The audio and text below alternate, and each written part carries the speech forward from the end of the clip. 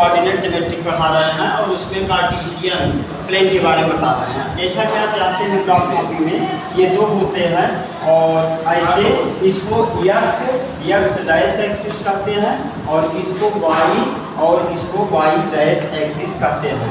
और यहाँ पे ये एक्स एक्सिस और वाई एक्सिस एक दूसरे को इंटरसेक्ट करते हैं, ये पॉइंट हमारा ओरिजिन है, वो पॉइंट हमारा ओरिजिन है और ओरिजिन का जो कोऑर्डिनेट्स होता है वो 0, 0 होता है। अब कहीं भी आप देखेंगे तो जैसे एक्स और वाई ऐसे लिखा रहता है, तो जो पहले लिखा रहता है ये होता है एब्सिसा और जो वाई होता है ये होता है ऑर्डिनेट्स और दोनों मिल करके बनाते हैं कोऑर्डिनेट्स।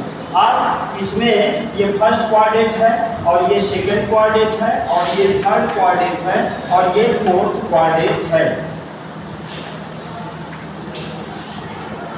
अब फर्स्ट कोऑर्डिनेट में एक्स वाई दोनों की वैल्यू प्लस कामा प्लस होती है और सेकंड में एक्स की माइनस होती है और वाई की वैल्यू प्लस होती है और थर्ड कोऑर्डिनेट्स में दोनों माइनस होते हैं और फोर्थ कोऑर्डिनेट में एक्स की वैल्यू प्लस और इसकी वैल्यू माइनस होती है।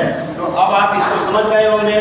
पहला चीज X axis and Y axis होते हैं, यहाँ पे एक्स एक्सिस और वाई एक्सिस एक दूसरे को इंटरसेक्ट करते हैं, वो पॉइंट ओरिजिन है और ओरिजिन का कोऑर्डिनेट 0, 0 होता है।